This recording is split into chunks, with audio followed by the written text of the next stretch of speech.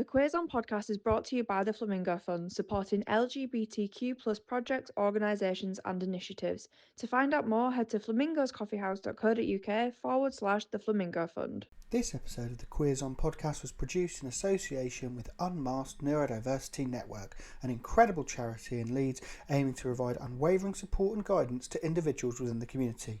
To donate or find out more, visit unmaskednn.co.uk.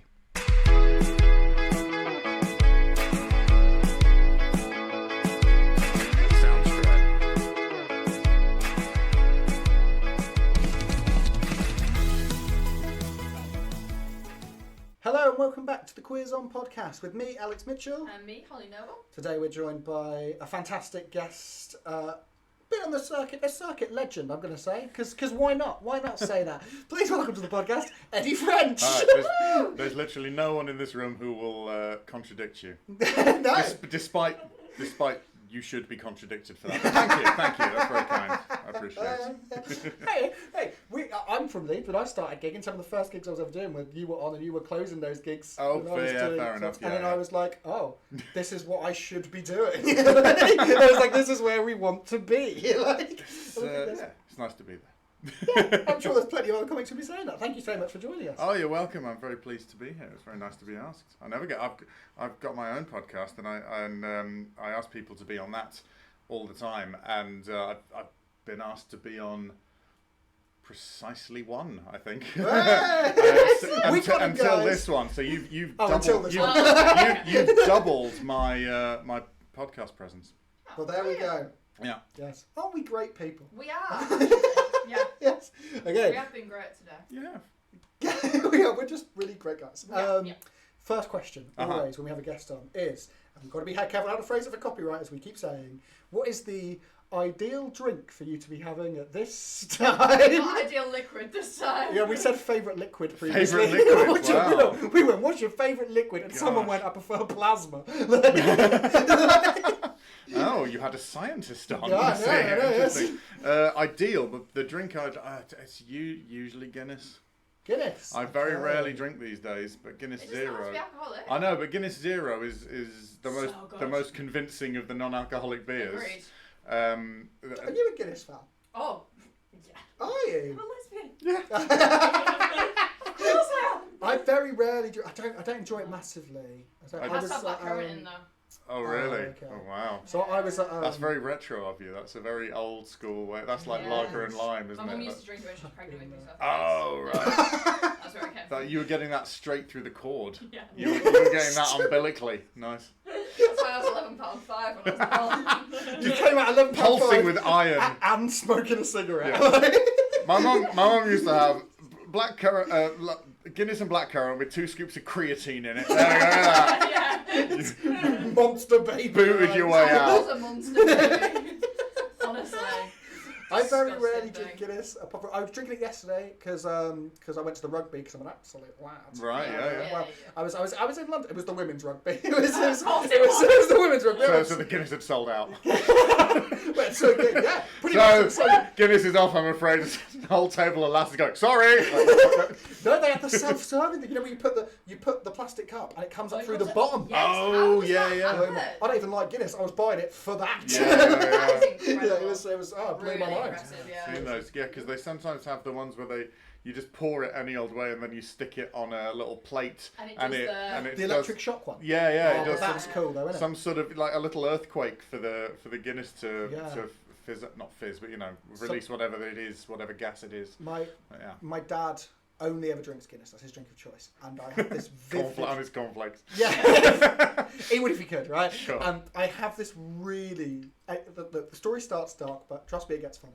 Just go with it. Every comedian. Yeah, very much, yeah. Right, I have this really precise memory where I was a kid. So it was the third funeral we'd been to that week. It was my granddad's funeral. It was his dad's funeral. Right? And this thing, right? So they go, but because it's his funeral, right? He'd it gets even worse, right? They were raising some money for this hospice he'd been in, right? And Sure. because there was money, right? So they raised money because he was part of the Scots Society, right? The big Scottish society in Bedford, right? And so they went out to this. They booked out this like working men's club or whatever. And basically, my dad was like, "I've got to go because I'm his son," and his brothers all went there, but none of them wanted to go because they didn't want to be part of the Scots side because they were all old, boring Scottish people, and they were quite stubborn about it. And it was like, "There's going to be nothing going." And all they wanted at some point in the night, they want to do some kind of fucking dance. And also, it's like we're trying to mourn my fucking dad here. Right? This is awful. They're like, "But we've got to go. We've got to go."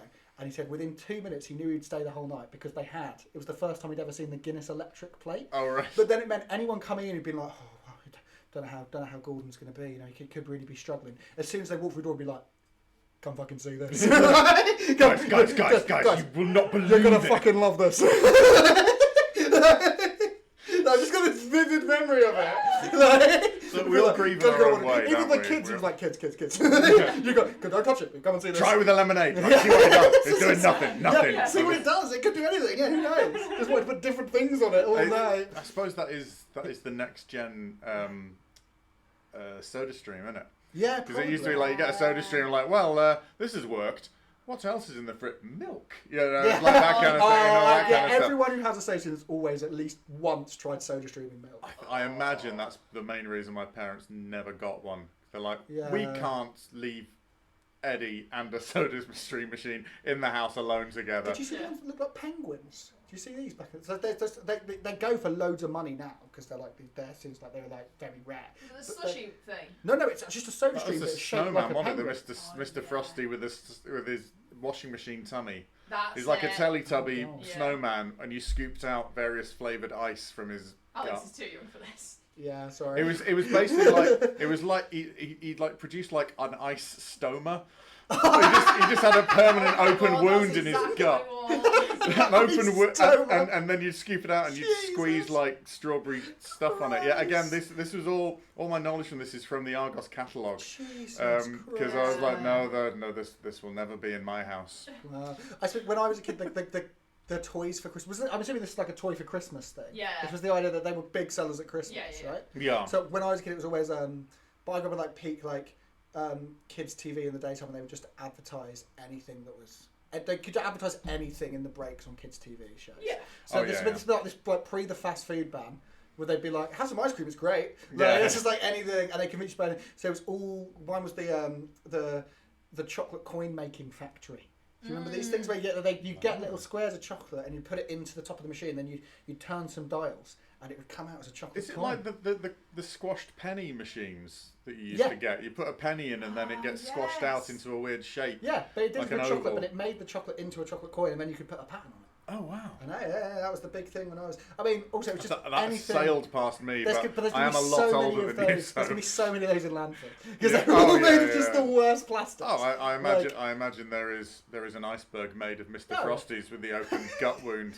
You'd be like, I had a lovely slushy, but for everyone I had, an orangutan did die. Yeah. Like, it's all like, Oh, that's it. Es- I hope you especially, enjoyed your slushy. especially because I used palm oil flavour.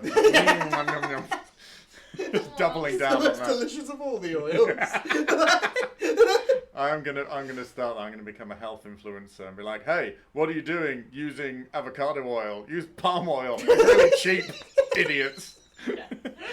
Someone's already That's doing the it. next one. Let's not pretend Yeah. someone's not already doing that. There must be some sort of fight between, like, financial influencers and health influencers, because health influencers like spend money on all these expensive foods and budget. We go, there's way cheaper stuff over here, and they're just fighting. Yeah. I think the health influencers will win the physical fight, but Who knows?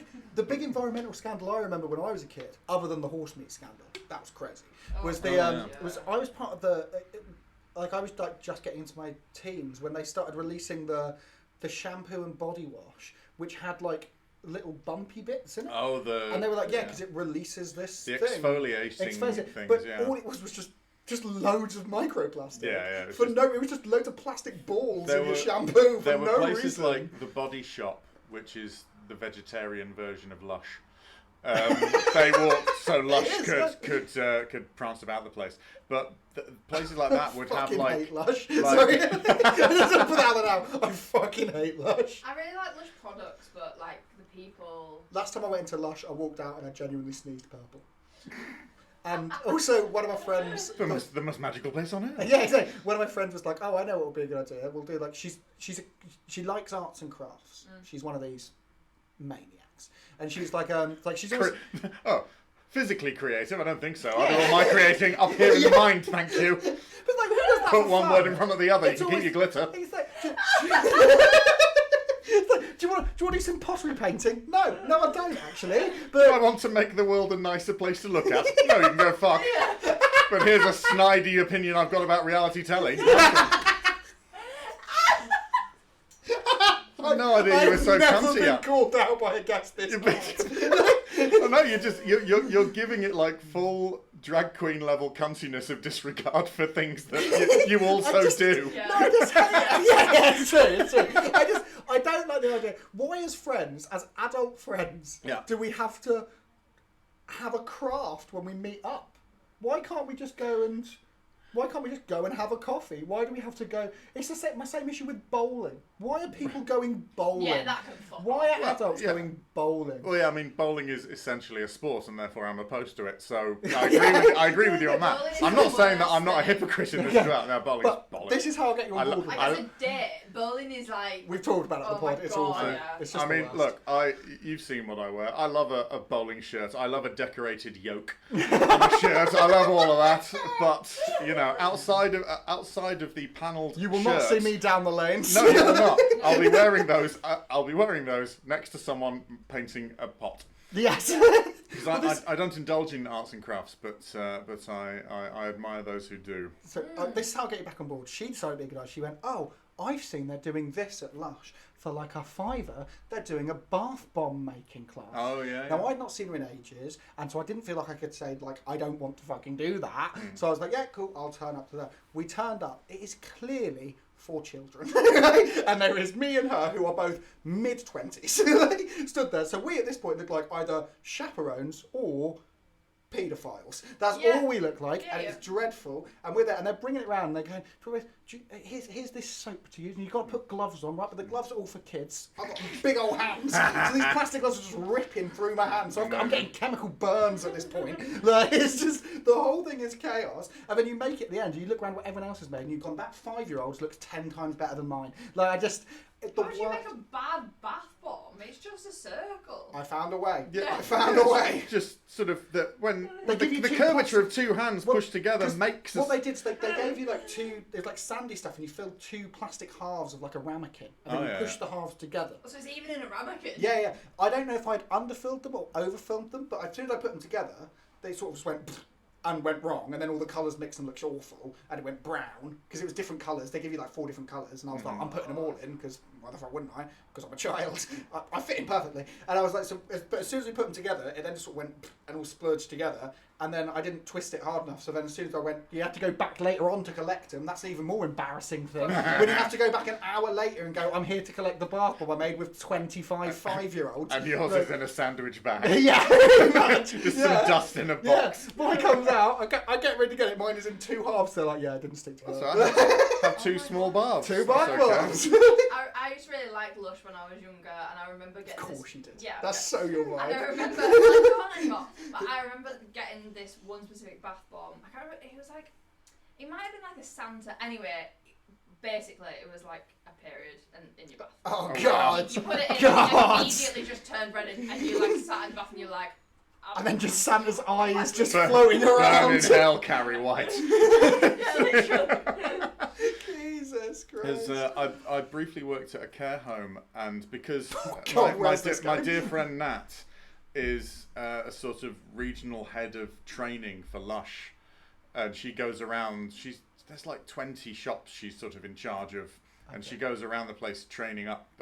I assume the training at Lush is mainly how to touch people without their consent in a way that seems acceptable, which is so.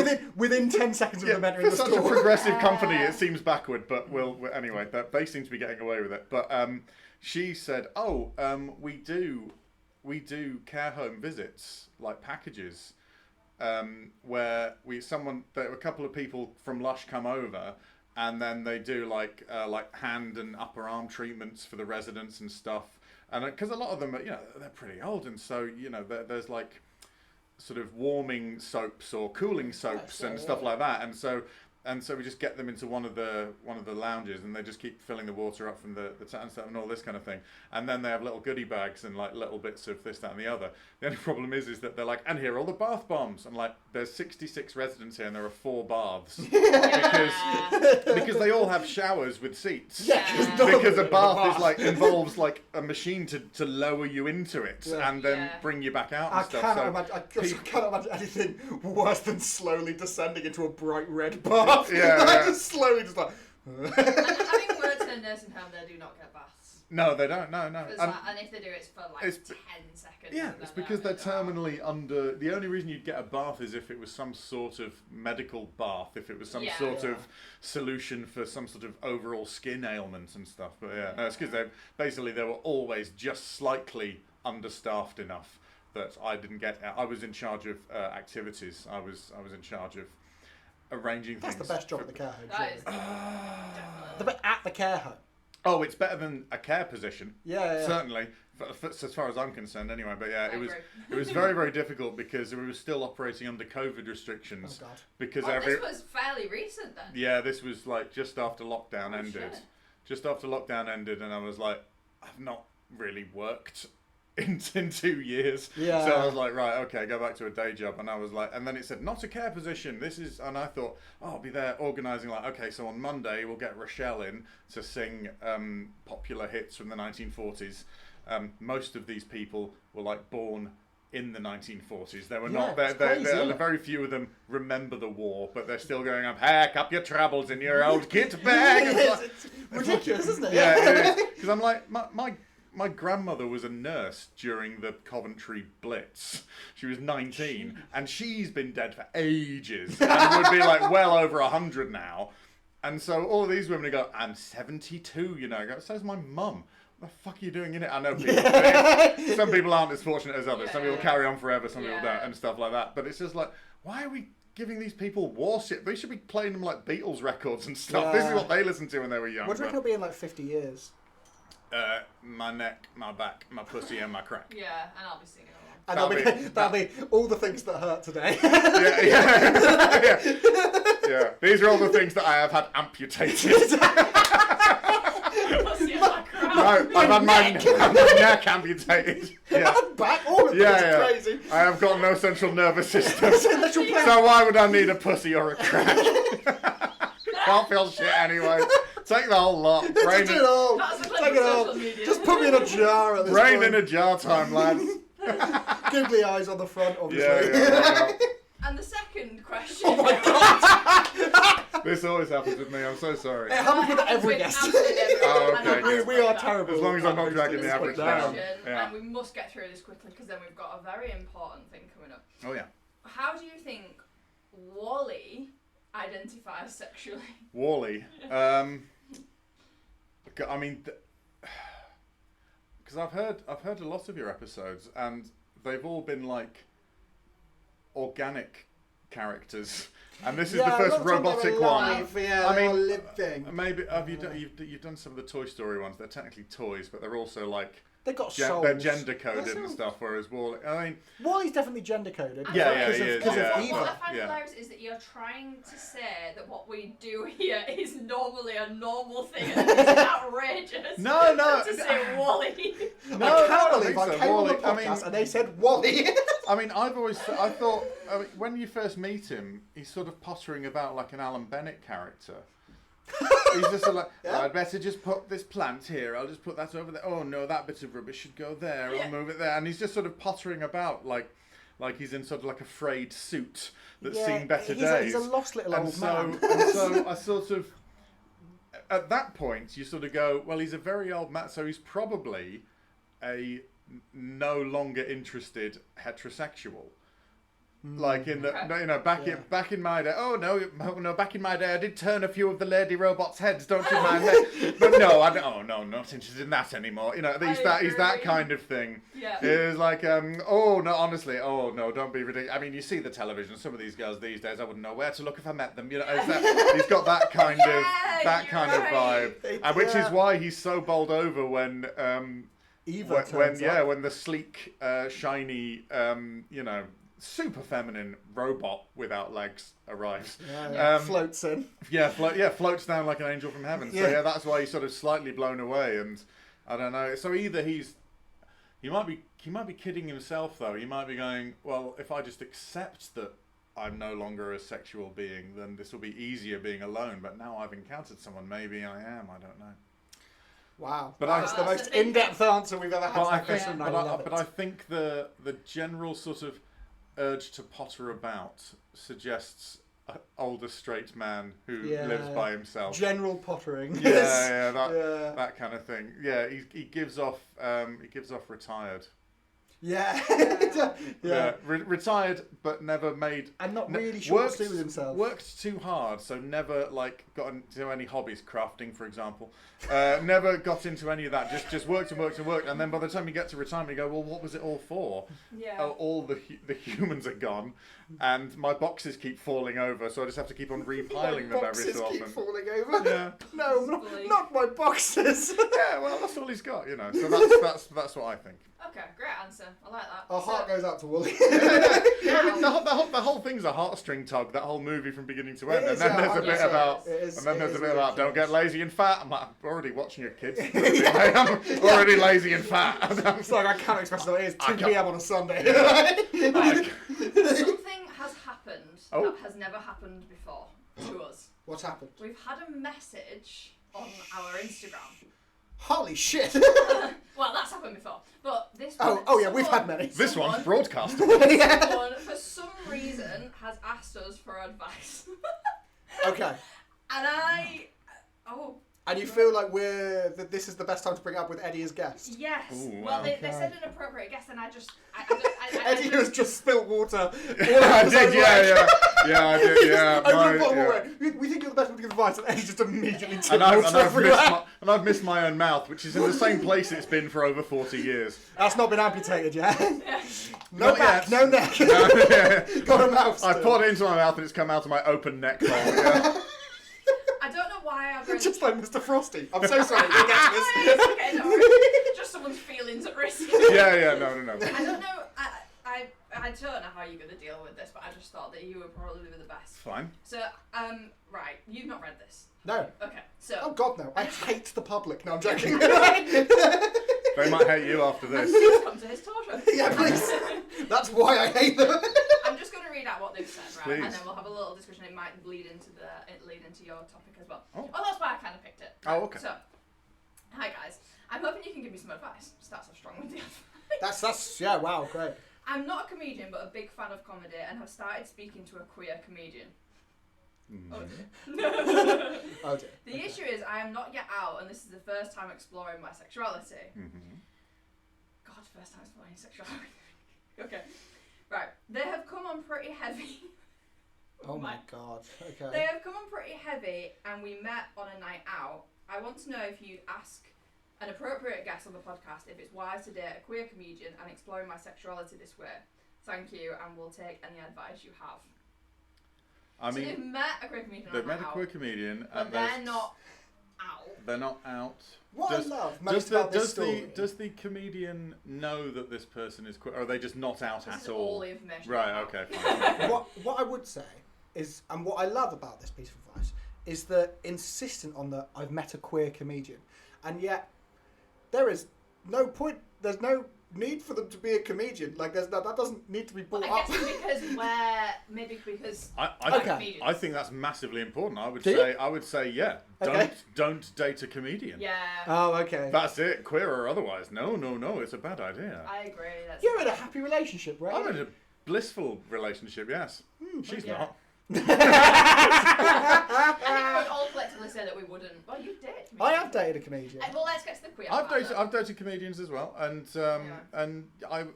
I mean, I'm partly being churlish, but what I'm saying is that you will, especially early doors, you will always be a mere text message away from having your plans cancelled because there's a 10 spot in. I don't know how far along in their career this comedian is, so let's assume they're like open mic level, and if not, if they're not, if they're pro, then their Fridays and Saturdays are pretty much booked up. If this Yeah, person isn't a yeah. comedian, if we assume they're working a conventional 9 to 5, Monday to Friday, sorry, I what would is it? assume 8, so with them. 8 till 6. A Monday 9 to 5 hasn't existed Yeah. for about 20 years. 8 or 6 and Monday to Friday. Ships in the night will be the case, and if you mispronounce something, then they'll wank on about it for 20 minutes to an audience as if it's funny.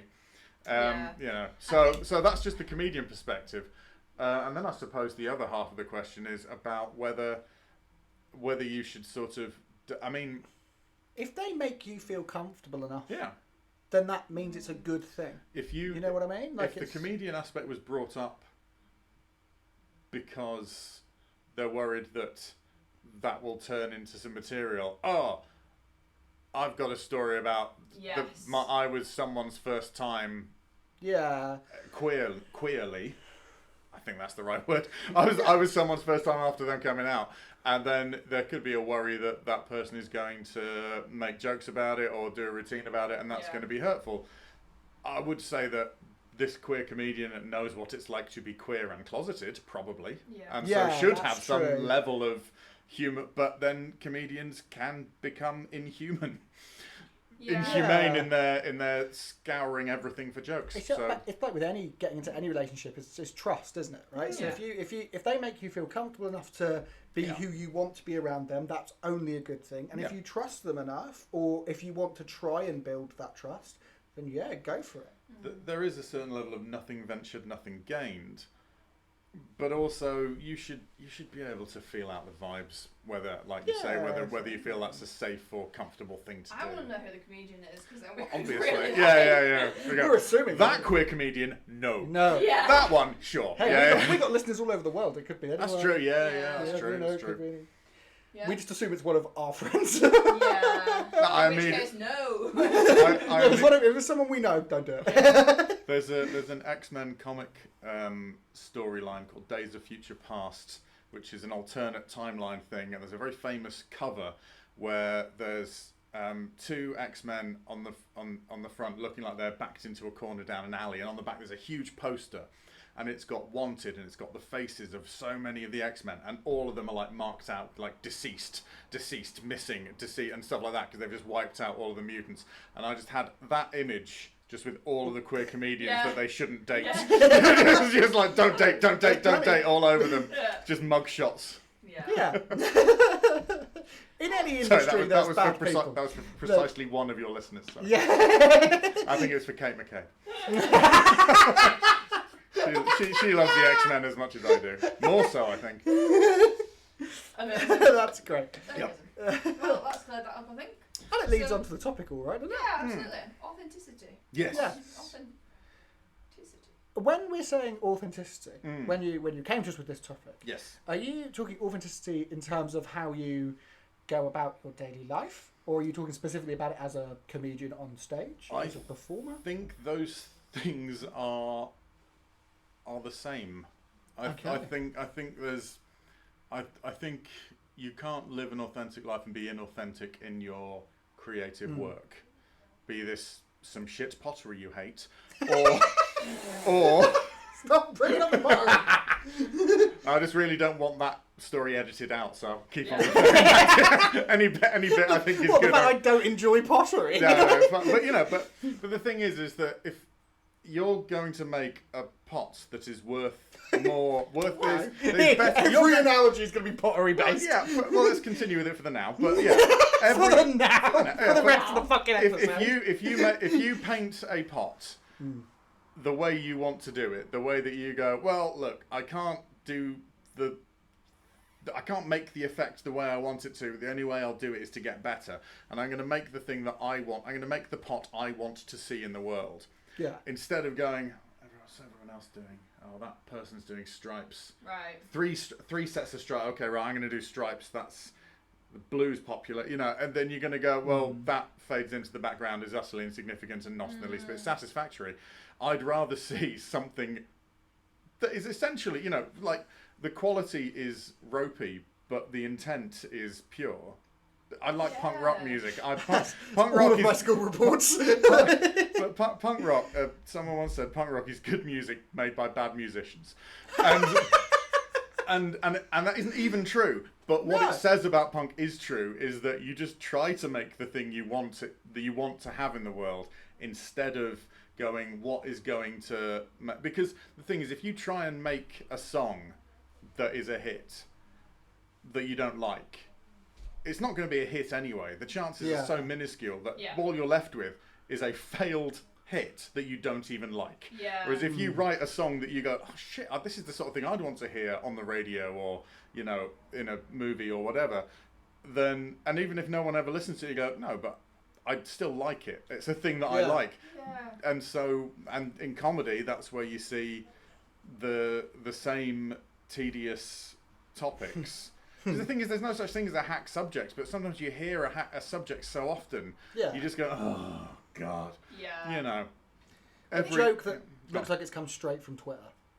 That 10 people have written already. Yeah, You know what I mean? the first response to it, you know, I mean, as of recording, it's only been a day or two since the Pope died, for example. Yeah. Now, God, you've seen 20 versions of the same fucking tedious shit all over Yeah. Twitter, Blue Sky, Facebook, wherever you're looking. Like, you know, the Pope, you've either got the same, another paedophile protector dead, not going to cry about that, from 20 fucking boring atheist cunts.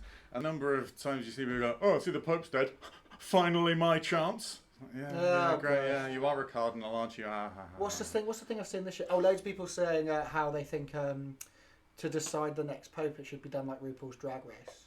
Which, when you first hear it, you go, that's a funny bit. Mm-hmm. But when you hear it from the 25th different person... it's that thing of, well, they're going to be... Oh, it's something like, oh, we ought to decide the new Pope by a series of the traitors. That's popular, right, guys? Remember the traitors? We all like the traitors. Exactly, And it's sort of...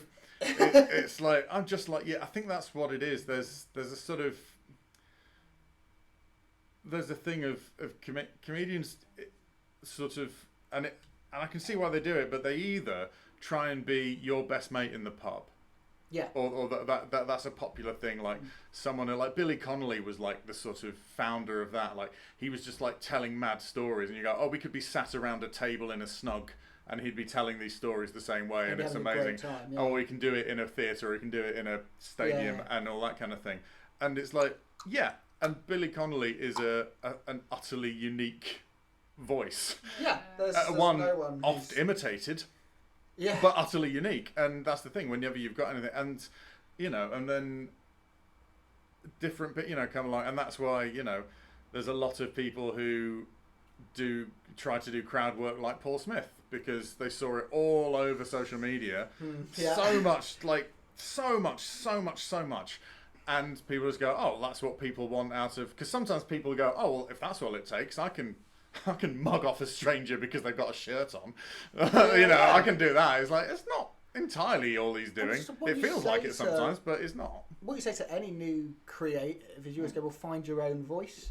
And like they're always the ones you go there, and it can take time to do that. Yeah. But it's like, it's what you say to anyone, isn't it? Like the way you'll be noticed, especially if you're new, the way you'll be noticed is you come in and someone's like, oh, I've not heard something like that before. But if you go to a new material night, if you go to an open mic with 8 people doing comedy for the first time, or they've all only been going for maximum 6 months. Yeah. And if they all, if you get to the, if there's 8 of you on, you get to the 6th person, and it's like, oh, we're just hearing the same, not necessarily the same content, but the same voice, the same take on things, the same tone.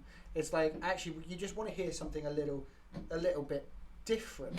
In the same way, don't just copy the people you really love and like. Like you can take inspiration from them, but don't just copy those people that you really sort of love and like.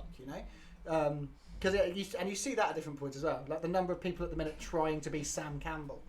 You know what I mean? Like that's kind of a thing. Yeah. And I'm sure years ago there were a number of people trying to be James Acaster. 100%.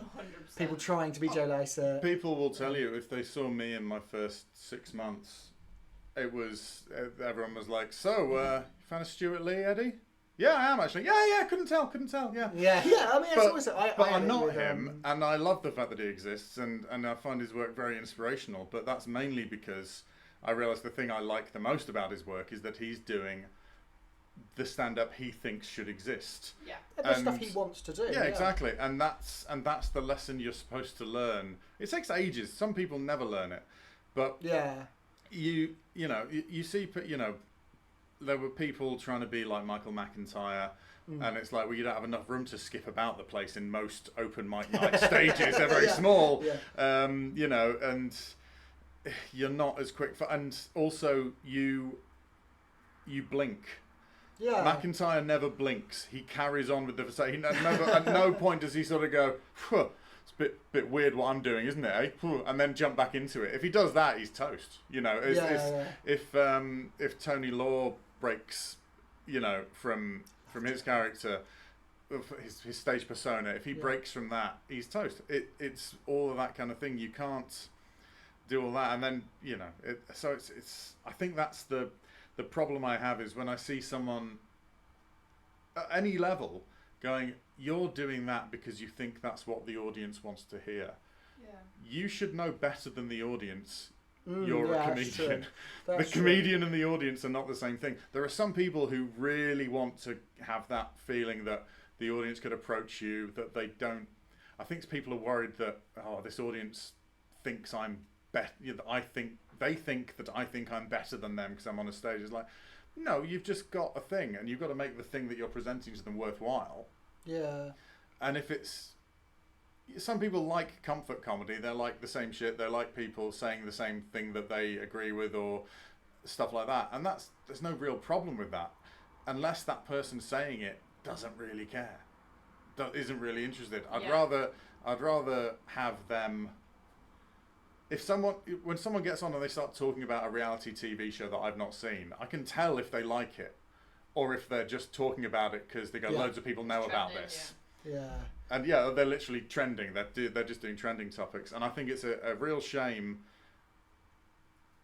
when people do that. And sometimes people do it through nerves, or because that's what they think they're supposed to do, and sometimes people do it to try and get ahead, to try and that's when it's really sort of unpleasant, because it's sort of, I'm just doing a few home truths, so I better, if I do a joke about a thing that happened with my wife, I better make it clear that I hate her. Yeah. Because straight married people are all miserable. Yeah. I do think there are points when, what we would call like lazy jokes sometimes do need to be done. Like a lazy bit of innuendo can go a long way at certain because sometimes that's what your audience want. Right? I'm not saying I'm up all hours with parchment and quill working on this shit. But the thing is, you don't want 90 minutes of lazy innuendo. No, a lazy joke, or like, actually, I could that joke would fit in there and it would be proper cheap, but it would keep the laughter going till this next bit. Yeah, you're allowed to use them. Lazy jokes are a tool just like any other. But it's, if you... It's when you see people like... I gigged with a comedian recently, and calling him a comedian. He's quite well known. He's doing very well for himself. Calling a comedian is an overstatement. Oh. He was on... Alex shows so much shit on this podcast. I'm just writing down a note to ask who that is after the recording stops. That's absolutely fine. He won't listen to this. God no, he's too busy on GB News. We've narrowed it down quite a lot. We really have. He's not fucking listening. I couldn't give a shit. But every one of his jokes, almost every punchline wasn't a punchline. It was like a word and then just a kind of thing. So, but most of the time it was just like pronouns, right? Like it was just like what the fuck? Like just the definition of like I think there is a place for different opinions on in comedy if it's not bigotry, right? So if he was doing a bit where he was saying, well, actually, I think the Tory party weren't this bad because of this, and then does a joke about it, you go, well, there's a place for that. Yeah. But if it's just fucking lazy to provoke a reaction. Yeah. The best thing about that gig was I turned up at that gig, and I went on after this guy, and alarm bells started ringing for me because I turned up at the gig and there were posters around the venue that said, you'll hear different opinions tonight, but we always aim to provide balance. Right. And so that's when I go in and go, oh shit, what the fuck am I walking into? He does this stuff. He did some songs. He talked about Trump. He did a song called "Maybe Trump Isn't That Bad." Right. He did a whole 5-minute tirade on the NHS, which ended in not a joke. And then I come on afterwards, and I own a rainbow sparkly jacket made of sequins, and I turned up in that, and my opening line was just, well, I guess I'm the balance for the evening, because it's like, that's clearly why I've been brought here. Like, so it's like, either these people think I have no talent, and I'm we only need one here, of the gays. Yeah, I'm here because I'm one of the gays, right? Or I've been brought here because they're like, oh, we don't care what will happen to him. And it's just like, either way, I felt a bit pissed off at the venue for putting me in that situation, as well as him, and also felt sorry for the audience. They had to sit through that and go, oh, we've just listened to 20 minutes of bigotry, and for them to know that someone booked him to come and do that, like that's mental. I did. It's the time of year when I share a post from Facebook from 14 years ago now, when I was on the same bill as Andrew Lawrence before his big breakdown. I don't know if you're familiar with him. I am not. Andrew Lawrence was a star in Ascension. He did a very weird thing. He did this really weird thing. He had very long curly red hair. And he used to speak in a strange voice all the time. This was how he spoke, and he used to speak very quickly, and everything would be, and then he'd come through, and he'd just barrage you with all of these words coming out all at once. And it was very well rehearsed, really good. But he used to have a guitar. He used to play a guitar just for background music, and he used to tell, my parents were aristocrats, and he used to tell a story about being kept in the loft and kept in the attic and fed rats and stuff. It was just a weird, surreal story, like this sort of character thing. And I remember hearing that on the BBC New Comedy Award, and he won it that year on that. And then he was on telly a bit, and he'd cut his hair very short and neat, and he was sort of wearing shirt and basically a suit without the jacket and tie.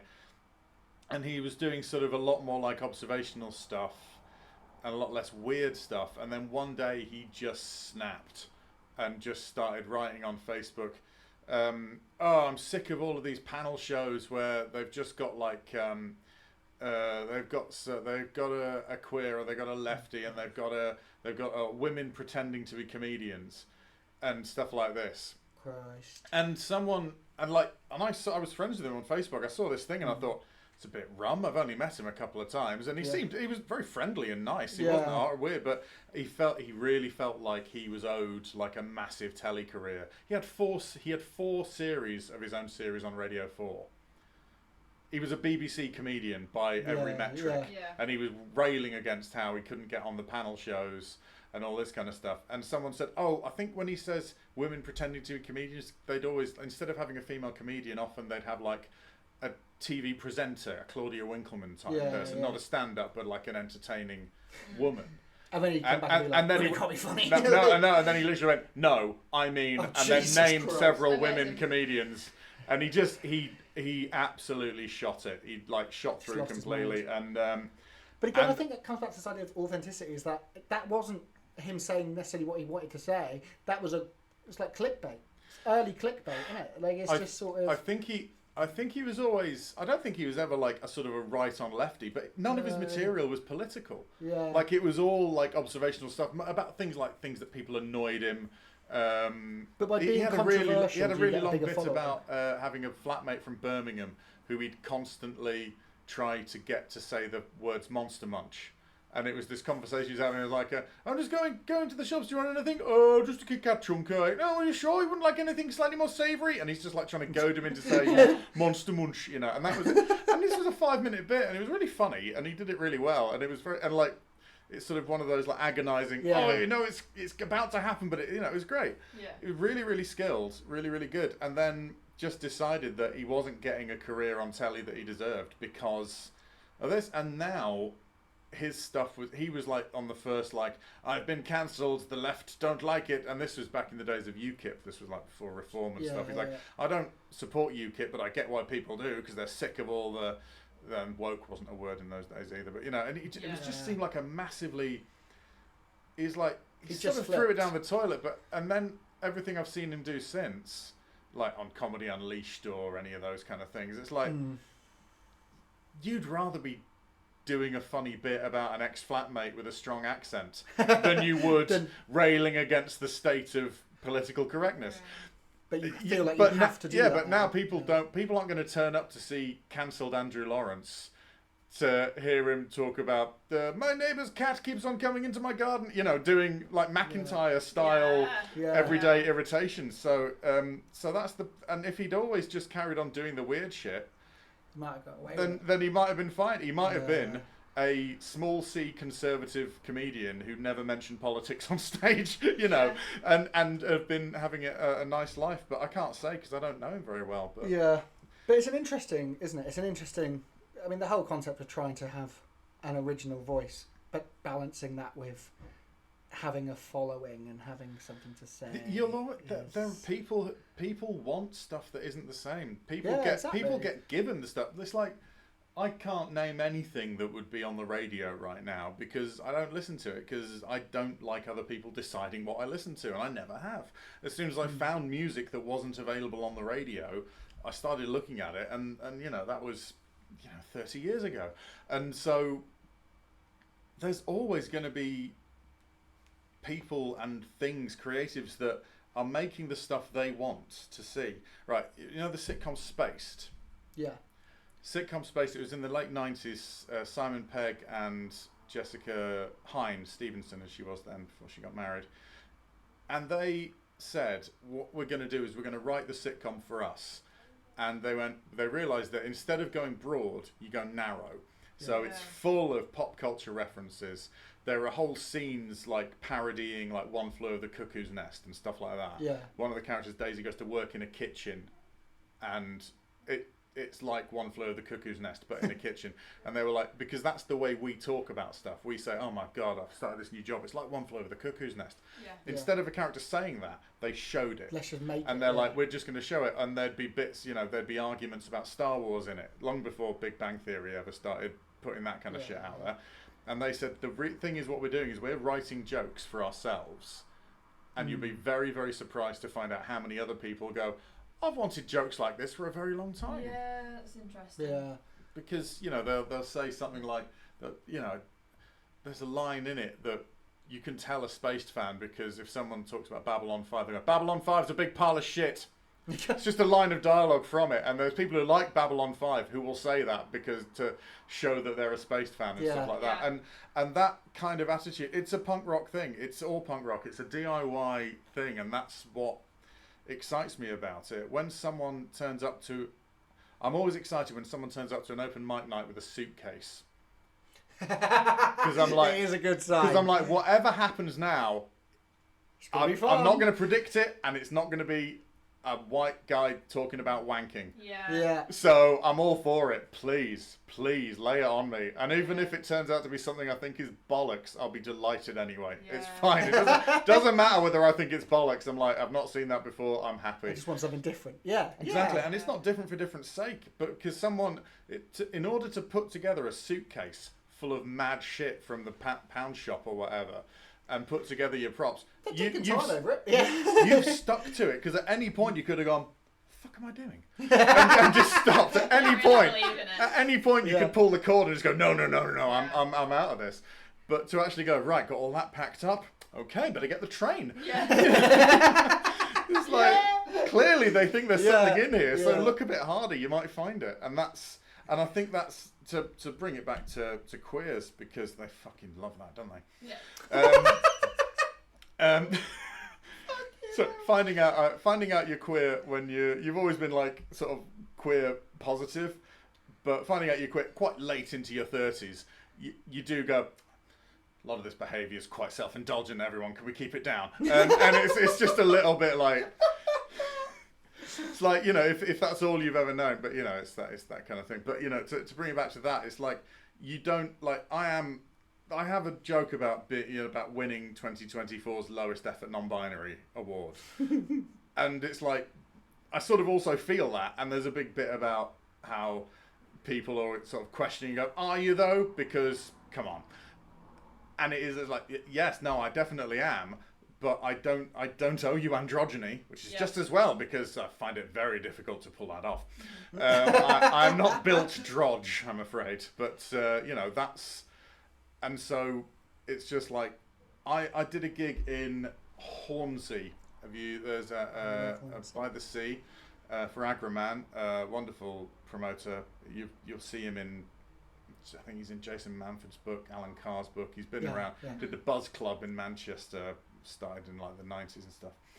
And he runs this gig, and I was doing my bit, and I sort of, and it's quite a middle class crowd. It's like the theatre next to the seaside, and it's an older crowd. You get told swearing is probably frowned upon and all this kind of stuff. Yeah. So I'm like, okay, fine. And I did my gender terrorism bit and some other stuff as well. And they're like, that's all right. And this really quiet bartender was there, been like hanging back the bar. And someone was about to come and serve me. And they sort of ran past them and were like, I've got this. And so like, oh, what would you like? I'm like, oh, whatever I got. And sort of as they were like handing me my change, they're like, I'm non-binary too. I really appreciate seeing that. Thank you, bye. and I was like, nice. It was amazing. I'm like, because I was feeling like, oh, God, am I going to carry on talking about this shit when clearly no one cares? And I'm like, oh God, this is like someone wrote this.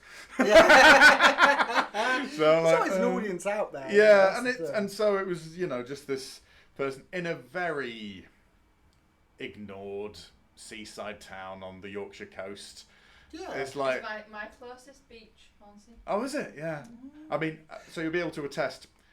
Not really much of a scene there. Definitely not. But this is like he felt seen. Yeah, absolutely. The first time he felt seen, and like that's really important. But again, that comes down to this point. Being authentic means that other people can. There are always going to be people like you out there. That's what you're saying with Spaced as well. Yeah. There's going to be people out there for you. And therefore, if you feel like my friend, a dear friend of mine, Chris, he came out when he was 16 or 17. Well, he was forced out by an arsehole. But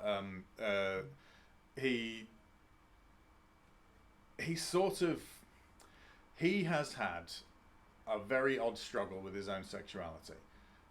In that he was raised quite Catholic, which is never a good start. But there was a period where he got his eyebrow pierced and he got a pair of leather trousers, and it's like it's not really him, but it's like he sort of felt like it kind of had to be. Yeah. And like all he really wanted to do was hang out with me and our mate Gav at a pub in a village, playing darts and drinking pints all night.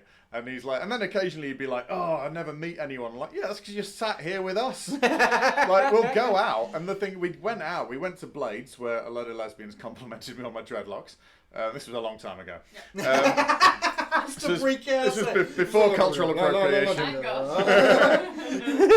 No, I got dreadlocks because Eric Melvin from the band No Effects had them, and he's a white guy, so there you go. I was stealing. So it was allowed. I was stealing from a white guy. This is a long time ago, so that's nice. And it was a whole row of Morrissey lesbians, the ones who dressed like, and have the same do. They were all very nice, and so we're in Blades, probably still there. So we're having a drink in there. And I go, all right, yeah, no, mate, we're fine. We don't mind. We'll go out. We'll, whatever. And honestly, like 5 drinks in, Chris was just going, fucking state of these queers in here. I'm like, well, you already, what is, you've been drinking in a village pub too long, and it's just like, he's sort of, he was like, it was what he felt should be, and like he's never been. It was just that sort of thing of like trying to be the thing you think it's supposed to be is never as satisfying or as beneficial as just being that how you are.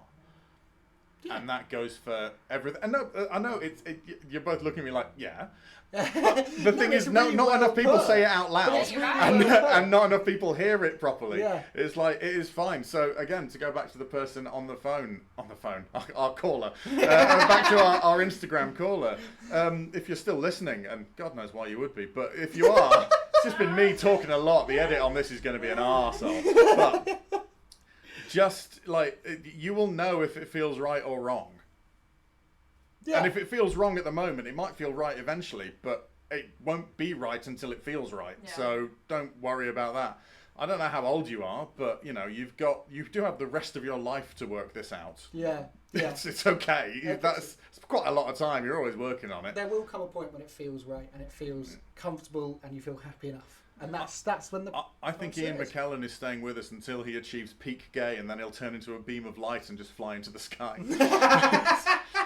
I've been doing it for a while, see, dear, and no, I had to come out later, you see. I said, no, I'm not going to stay in the closet, dear, no, not at all.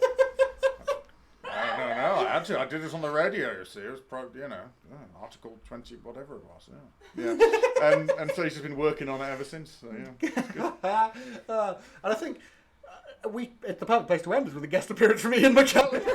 No, sorry, I should have kept my mouth shut, dear. I won't charge you, don't worry. Patrick's going to be furious when he knows I was on a podcast without him. Christ.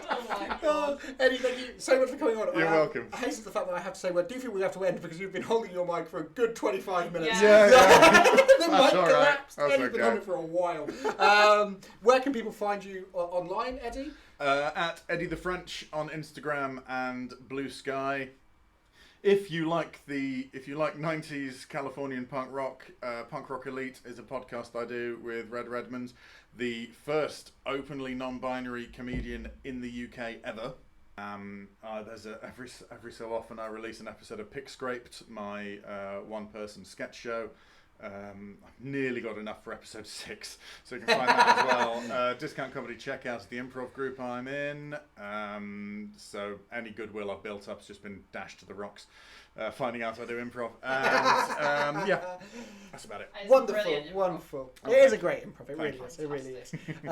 Thank you so much for you at home for listening. Please follow us on social media as well. Leave us a review, rate us, all of that jazz. And if you want to message in, please do. We'd love to dish out more advice. Yeah. It may not be that useful to you, but we'll give it a go. I think we did pretty well with that. We're known as the podcast that try their best. Yes. Thank you so much for listening. We will see you again next time on the Queers On podcast. Bye. Bye.